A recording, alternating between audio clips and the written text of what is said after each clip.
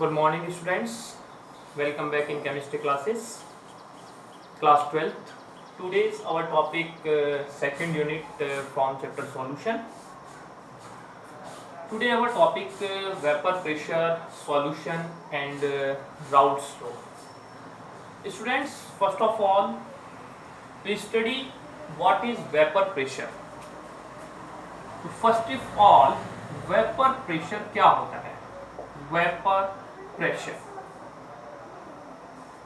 Vapour pressure क्या होता है कि the pressure exerted by the solution, the pressure exerted by the vapours of a solution in equilibrium at constant temperature. It means vapour pressure, the pressure exerted by vapors of solution या liquids at equilibrium at constant temperature. Vapour pressure जब solutions का जो liquids है, जो liquid आपके पास है, उसके द्वारा इक्विलिब्रियम में कांस्टेंट टेम्परेचर पर जो वेपर से प्रेशर लगेगा, then they also known as the vapour pressure. Suppose कीजिए आपने एक कंटेनर लिया है, उस कंटेनर में आपने ये लिक्विड्स फिल किया है और ये लिक्विड फिल करने के बाद में आपने इसे कांस्टेंट टेम्परेचर पर आपने इसको क्या किया, वार्म अप किया. तो यहां से जो आपको प्रेशर मिलेगा, जो वेपर्स का जो प्रेशर मिलेगा एट अ कांस्टेंट टेम्परेचर पर, वो प्रेशर ही आपका वेपर प्रेशर होगा.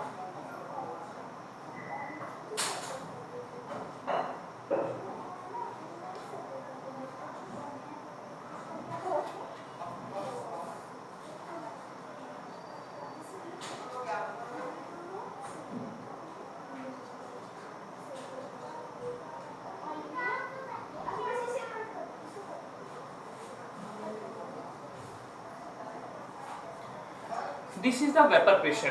सपोज कीजिए आपने कंटेनर लिया, उसमें एक लिक्विड लिया, उस लिक्विड को आप एट इक्विलिब्रियम पर कांस्टेंट टेम्परेचर पर वार्म कर रहे हैं. तो यहां से जो वेपर प्रोडक्शन होगा, वो वेपर प्रोडक्शन आपका कितना प्रेशर रन कर रहा है, यही आपका वेपर प्रेशर होगा. तो vapour pressure, the pressure exerted by the vapours solution or liquid at equilibrium at constant temperature. The vapour pressure, each solutions, each components have different vapor pressure. Second है lowering vapor pressure. What is lowering vapor pressure? What is lowering vapor pressure? Lowering vapour pressure क्या है? लॉविंग means कम होना, vapour pressure का lower हो जाना, कम हो जाना, down हो जाना ही लॉविंग वेपर प्रेशर कहलाता है. What is this lowering vapor pressure?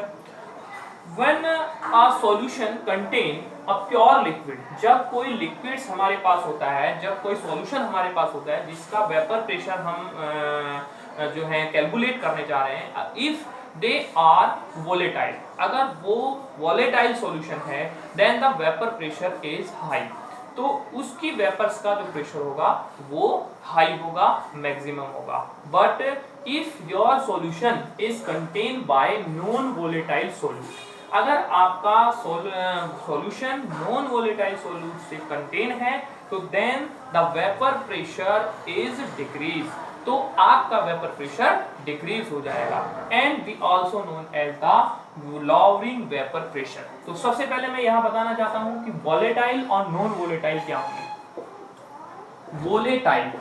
Volatile solute क्या होते हैं? वोलेटाइल सोल्यूट,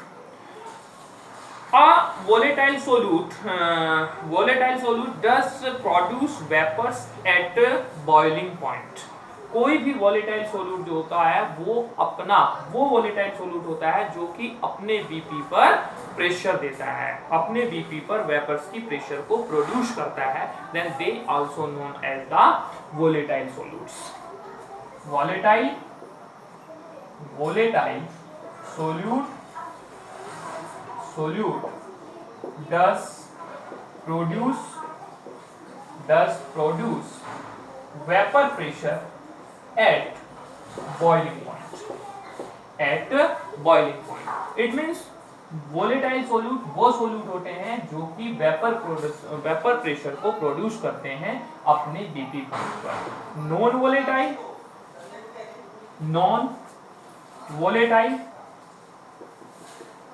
वोलेटाइल कैसे होंगे?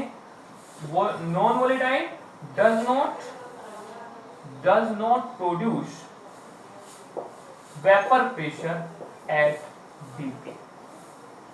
ये नॉन वोलेटाइल जो होंगे वो वेपर्स को प्रोड्यूस नहीं करेंगे, अपने बीपी पर वेपर्स को प्रोड्यूस नहीं करेंगे। ऐसे सॉल्यूट को हम नॉन वोलेटाइल सॉल्यूट्स के नाम से जानते हैं। और वोलेटाइल सॉल्यूट्स जो कि अपना वेपर प्रेशर प्रोड्यूस कर देते हैं अपने बीपी पॉइंट पर। तो अब हम वापस आते हैं कि लॉविंग वेपर प्रेशर क्या होगा। देखिए, अगर हम एक कंटेनर लेते हैं और उस कंटेनर में हम अपना ये एक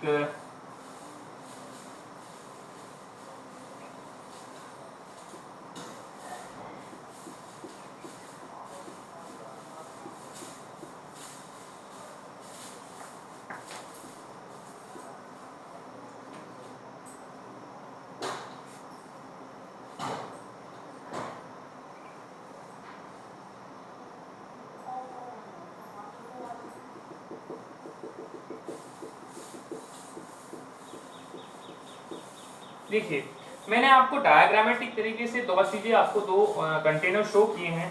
ये कंटेनर ए है, इस कंटेनर में प्योर लिक्विड आपके पास है, प्योर लिक्विड। और इस कंटेनर में आपके पास में liquid plus non volatile solute आपके पास प्रेजेंट है। तो when a pure liquid taken a container and they are heat at a constant temperature, अगर हम constant temperature पर एक प्योर लिक्विड को सॉल्यूशन को हीट करते हैं तो the maximum pressure are found in a surface. तो हम देखते हैं कि यहाँ पर हमारे पास में सरफेस पर मैक्सिमम जो होगा प्रेशर हमारे पास में प्रेजेंट होगा, क्योंकि मैक्सिमम से मैक्सिमम सॉल्यूशंस की वेपर्स यहाँ पर प्रोडक्शन होगी और वो मोर देन वेपर प्रेशर को बनाएगा। इट मींस वेपर प्रेशर जो होगा वो इंक्रीज होगा।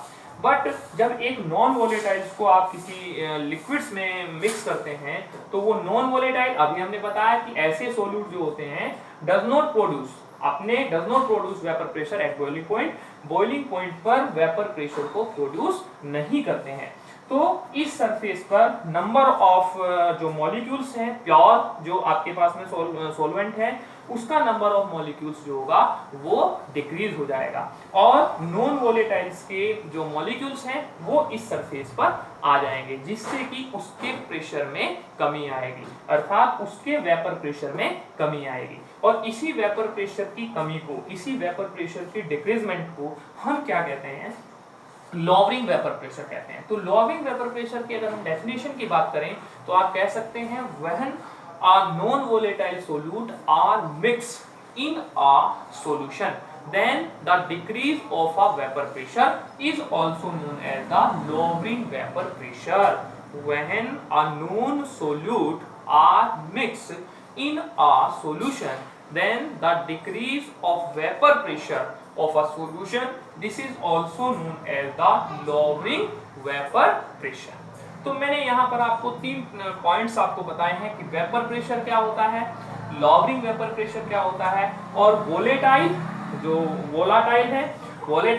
एंड नॉन वोलेटाइल जो होता है वो क्या होता है। वोलेटाइल एंड नॉन वोलेटाइल्स क्या कहलाते हैं। अब हम इससे थोड़ा सा आगे चलेंगे। तो वेपर प्रेशर तो मैंने आपको क्लियर किया कि राउल्ट्स लॉ क्या है।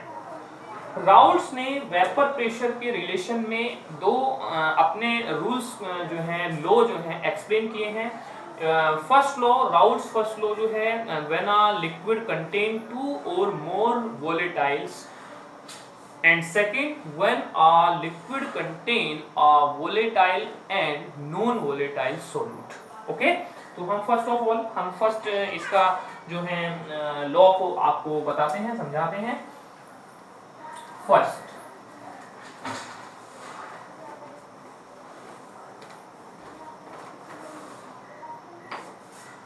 Raoult's law. First law, when a solution containing two or more volatile liquids, and second, when a solution containing volatile and non-volatile solid। तो हम फर्स्ट को लेकर एक्सप्लेन करते हैं कि जब एक सॉल्यूशन दो या दो से ज्यादा वोलेटाइल लिक्विड से कंटेनिंग होता है तब राउल्ट्स लॉ ने क्या किया। तो according to law the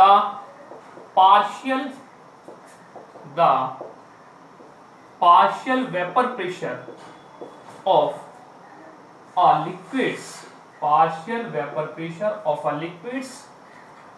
directly proportional to respective mole fraction।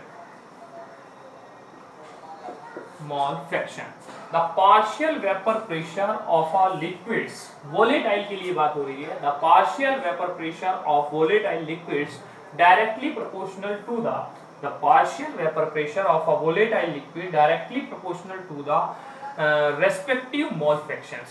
उनके mole fractions के क्या होगा, डायरेक्टली प्रोपोर्शनल होगा। कैसे? लेटस, अगर हम लेटस करते हैं, lets consider A and B two हमारे पास में volatile liquids हैं and their mole fraction have XA and XB and the partial pressure of PA and PB। फिर बताते हैं लेटस किया आपने, lets when a solution containing A and B volatile liquids।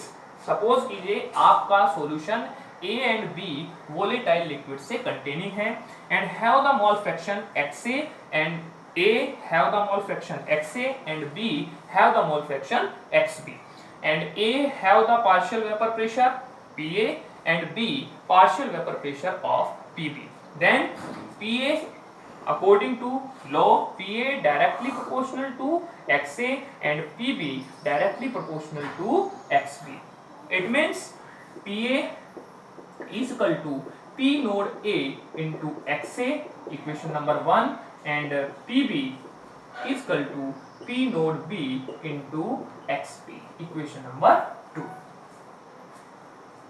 According to, फिर मैं एक बार बताता हूं कि XA मोल फ्रैक्शन है आपका, XA एंड XB, और आपका जो पार्शियल वेपर प्रेशर है वो आपका क्या है, PA एंड PB है। तो PA is directly proportional XA, then PA is equal to P node A into XA and PB directly proportional to XB, then PB is equal to P node B into XB, where P node A and P node B is pure liquid pressure। P node A and P node B आपके pure state में जब A and B components आपके लिए गए हैं, जो liquids लिए गए हैं, उनका प्रेशर है। तो P node A and P node B is equal to pure liquid pressure।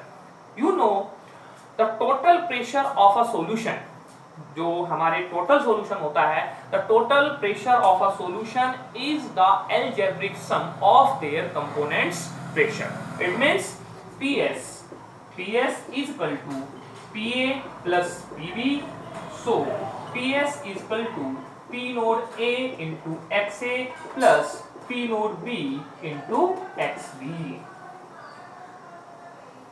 ये कहां से आया? PS क्या है? PS हमारा PS क्या है बेटा? Total pressure of solution, total pressure of solution. PS क्या है? Total pressure of a solution है। तो PS अभी मैंने बताया कि total pressure of a solution is algebraic sum of their components pressure. हमारा जो भी सॉल्यूशन होता है और उसमें जितने भी कंपोनेंट्स पार्टिसिपेट कर रहे हैं उन सभी के टोटल प्रेशर का अलजेब्रिक सम होता है। तो PS is equal to PA plus PB and according to equation 1 and 2 PS is equal to P node A into XA plus P node B into XB। तो हमारा यहाँ पर ये Raoult's law, first Raoult's law हमारा complete होता है। Yes, if you know XA plus XB equal to क्या होता है? 1 होता है। अगर हम यहाँ पर XA और XB की वैल्यू को कंसीडर करें तो you know the total fraction equal to 1, तो then XA equal to 1 minus XB। तो हमारा क्या हो जाएगा? XA equal to 1 minus XB हो जाएगा। Then there your PS equal to, हम यहाँ पर क्या कर देंगे? XA की वैल्यू रख देंगे। PS equal to P naught A into XA की वैल्यू आपके पास है 1 minus XB, 1 minus XB, 1 minus XB and plus P naught B into XB। तो ये भी हमारा इसमें आगे आप इसको कंसिडर कर सकते हैं। ओके, तो फर्स्ट ऑफ ऑल मैंने आपको बताया है कि what is vapour pressure. Vapour pressure क्या होता है? Vapour pressure is exerted pressure by the vapours of a solution or liquids, okay, at equilibrium at constant temperature. Second मैंने बताया लॉविंग वेपर प्रेशर क्या होता है? When a non volatile solute are mix in a solution then the pressure is decrease, then this is also known as the loving vapor pressure। Third number पर मैंने आपको बताया कि volatile और non volatile solute क्या होते हैं? ऐसे solute जो कि BP पर, अपने BP पर वेपर प्रेशर को प्रोड्यूस करते हैं, volatiles कहलाते हैं, और non volatile जो कि अपने BP पर वेपर प्रेशर को प्रोड्यूस नहीं करते हैं, उनको हम नॉन वोलेटाइल लिक्विड्स कहते हैं। राउल्स एक साइंटिस्ट का नेम है। राउल्स ने वेपर प्रेशर को सॉल्यूशन के वेपर प्रेशर के लिए अपने 2 लॉ दिए। फर्स्ट लॉ उन्होंने दिया है कि जब कोई सॉल्यूशन 2 या 2 से ज्यादा वोलेटाइल्स लिक्विड से बना होता है, और सेकंड उन्होंने दिया है कि जब कोई सॉल्यूशन एक वोलेटाइल और एक नॉन वोलेटाइल से सॉल्यूट से मिलकर बना होता है। तो फर्स्ट को हमने एक्सप्लेन किया है कि according this law the partial vapour pressure of liquids, it means जो वोलेटाइल लिक्विड्स हमारे सॉल्यूशन में पार्टिसिपेट कर रहे हैं उनका जो पार्शियल वेपर प्रेशर होता है वो उनके रेस्पेक्टिव मोल फ्रैक्शन के डायरेक्टली प्रोपोर्शनल होता है। हमने लेटेस्ट किया है कि A और B 2 कंपोनेंट्स हैं जो कि किसी सॉल्यूशन को कंटेन कर रहे हैं, जिनके मोल फ्रैक्शन XA और XB हैं, उनके वेपर प्रेशर जो है पार्शियल वेपर प्रेशर PA और PB है। ये मैंने आपको नोट कर दिया है। तो अकॉर्डिंग दिस लॉ हमें ये कहता है कि PA इट मींस फर्स्ट का जो कंपोनेंट्स है उसका पार्शियल वेपर प्रेशर उसके मोल फ्रैक्शन के डायरेक्टली प्रोपोर्शनल है। It means PA equal to P naught A into XA होगा। PB ये डायरेक्टली प्रोपोर्शनल टू XB है, तो PB equal to P naught B into XB होगा। अब हमने इसको थोड़ा ओपन किया कि जब हमारे पास में इक्वेशन 1 और इक्वेशन 2 से हम देखते हैं कि प्रेशर ये दोनों कंपोनेंट्स का प्रेशर है, तो ये प्रेशर किसके इक्वल होगा? टोटल सॉल्यूशन के प्रेशर के सम होगा। तो PS equal to PA plus PB, हम यहाँ PA और PB की वैल्यू को पुट कर देते हैं। तो PS equal to P naught A into XA plus P naught B into XB। अब हमने देखा कि यहाँ PA नोड और P नोड B, देखिए नोड का मीनिंग क्या है? आपने स्टैंडर्डाइज पोजीशन पर अपने B प्रेशर को कंसीडर किया है। है ना, जो गैस इक्वेशन होती है उस पर आपने जब प्रेशर को लिया है तो हम उसको P नोड A और P नोड B से शो कर रहे हैं। तो मैंने नोट कर दिया है कि P naught A and P naught B is pure liquid pressure होता है। तो आपने यहाँ पर इसकी वैल्यू को पुट किया कि PS equal to P naught A into XA plus P naught B into XB।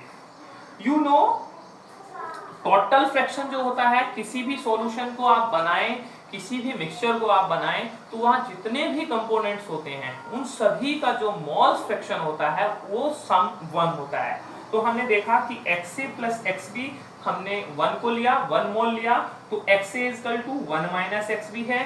आप यहाँ पर XB भी ले सकते हैं कि XB equal to 1 minus XA भी हो सकता है। तो इनमें से किसी की भी वैल्यू को आप इस इक्वेशन में पुट कर सकते हैं। तो इक्वेशन में पुट करने के बाद में जो आपके पास आएगा तो PS equal to P naught A 1 minus XB, हमने XA की वैल्यू को पुट किया, P naught B into XB। आप सेकेंड टाइम यहाँ पर PS equal to P naught A into XA plus P naught B 1 minus XA भी यहाँ पर कंसिडर कर सकते हैं। तो आज इस वीडियो में हम इतना ही रखते हैं। सेकंड वीडियो में मैं आपको सेकंड जो लॉ है हमारा कि when a solution containing volatile and non volatile solution, उसको मैं आपको क्लियर कराऊंगा। Okay, thank you very much.